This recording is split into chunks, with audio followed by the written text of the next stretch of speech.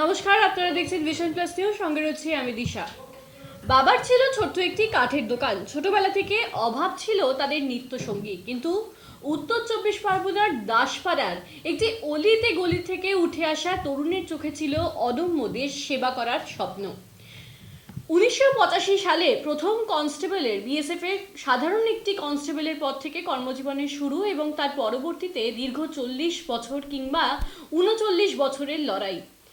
বিভিন্ন তার কর্মজীবনের এই 39 বছরটি তিনি তার কাজের মধ্যে দিয়ে সাহসিকতার ছাপ রেখে দিয়েছেন, এবং সুদীর্ঘ পথ অতিক্রম করার পর শেষে রাষ্ট্রপতির হাত থেকে মিলল পুরস্কার।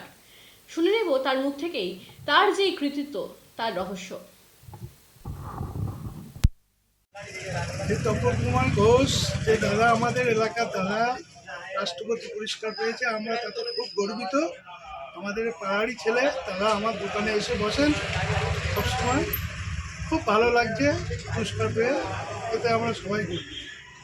সত্যি খুব আমরা আনন্দিত এর জন্যে, খুব ভালো লাগছে। এই জন্যে আমরা খুব গর্বিত বোধ করছি। দীর্ঘদিন 39 বছর ধরে উনি বিএসএফে চাকরি করেছেন।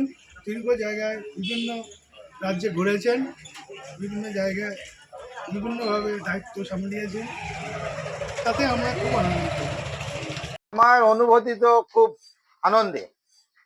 তার কারণ রাষ্ট্রপতি পুরস্কার ভারতবর্ষের রাষ্ট্রপতি ঠিক করে থাকেন। সবাইকে এই পুরস্কার পাওয়ার সৌভাগ্য হয় না, কিন্তু আমার দাদা 1985-এ একজন কনস্টেবলে ভর্তি হয়ে দেশের বীর সৈনিক, ভারতবর্ষের পাঞ্জাব, রাজস্থান, কাশ্মীর, বাংলাদেশ, যেসব বর্ডার, যেসব জায়গায় এমার্জেন্সি পিরিয়ড যেখানে যে হয়েছে সব জায়গায় অ্যাটেন্ড করেছেন।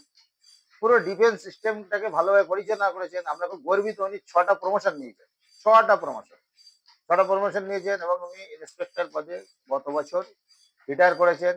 তার এই ভালো কাজের জন্য আমাদের ভারতবর্ষের রাষ্ট্রপতি তাকে রাষ্ট্রপতি পুরস্কারে মনোনীত করেছেন। যেহেতু এই পুরস্কারটা 2024-এ এসেছিল, কোনো কারণবশত উনি নিতে পারেননি, যার জন্য এবার প্রধান ডিপার্টমেন্ট থেকে ওনাকে আমন্ত্রণ জানানো হয়, এবং এই রাষ্ট্রপতি পুরস্কারটা তুলে দেন ওনার হাতে কলকাতাতে একটা অনুষ্ঠানে আমাদের পশ্চিমবাংলার রাজ্যপাল মাননীয় শ্রী আনন্দ বোস। আজকে এই পুরস্কার পাওয়ার জন্য আমাদের পুরো পরিবার খুব আনন্দিত। আমরা খুব গর্বিত যে আমাদের ভাই আজ রাষ্ট্রপতি পুরস্কার নিয়ে বাড়ি এসেছে। আমি 8 ফেব্রুয়ারি 1985 সালে বিএসএফ কনস্টেবল র্যাঙ্কে জয়েন করেছি। তারপরে আমি বিএসএফ এ লেন্সনায়ক হয়েছি, নায়ক হয়েছি, হেড কনস্টেবল হয়েছি, এসআই হয়েছি। আর ইন্সপেক্টর হওয়ার পরে আমি 31 জানুয়ারি 2025-এ রিটায়ারমেন্ট হয়েছি। আমি বিএসএফ ট্রেনিং সেন্টার হাজারীবাগে ট্রেনিং করেছি। ট্রেনিং করার পরে আমি কাশ্মীরে ডিউটি করেছি।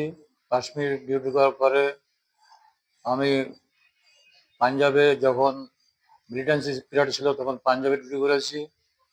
তারপরে পাঞ্জাবের পরে আমি রাজস্থান ডিউটি করেছি, আবার পাঞ্জাব করেছি, আবার 3বার আমি কাশ্মীরে ডিউটি করেছি। কাশ্মীরে এলওসিতে ডিউটি করে এসেছি।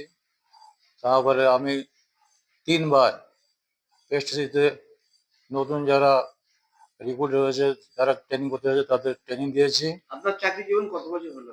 আমার চাকরি জীবন 39 বছর 11 মাস 21 দিন। রাষ্ট্রপতি পুরস্কার আপনি কার মাধ্যমে পেলেন? রাষ্ট্রপতি পুরস্কার